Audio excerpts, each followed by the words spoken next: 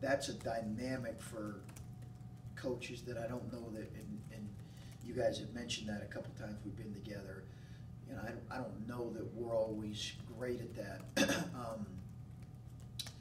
You know, winning's really hard. It's so hard. It's hard in general. It's really hard in league play when everybody's kind of on even ground, and appreciating that and appreciating what goes into that in the moments, I think important. Yet at the same time, what we want to try to, as much as possible, not focus on the results of in some cases of even winning or losing. We want to be committed to focusing on how we're playing, and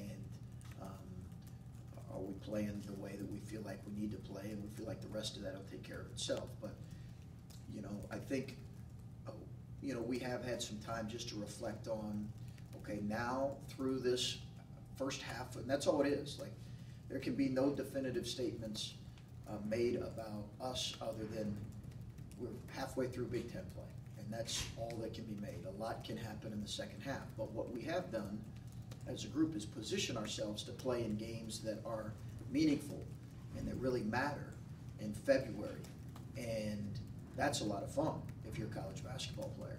You're playing in games that have some real value and meaning because you're playing for a postseason opportunity.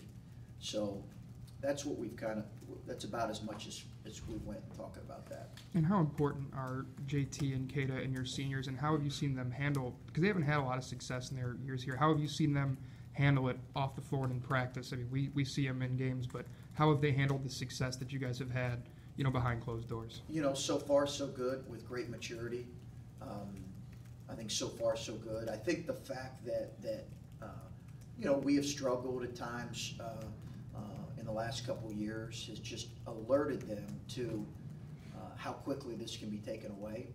How quickly you can be feeling really good about yourself, and then boom, it can be taken away in a matter of a couple weeks or whatever the case may be. So I think they've really focused on just, hey, we're going to lead this group. We're going to try to pay attention to what the coaches are expecting of us, and be focused on the day-to-day, really. But I think having went through some of the experiences they went through has both made them hungry, and then kind of had a mature approach about, this can turn if you get outside of, if you think beyond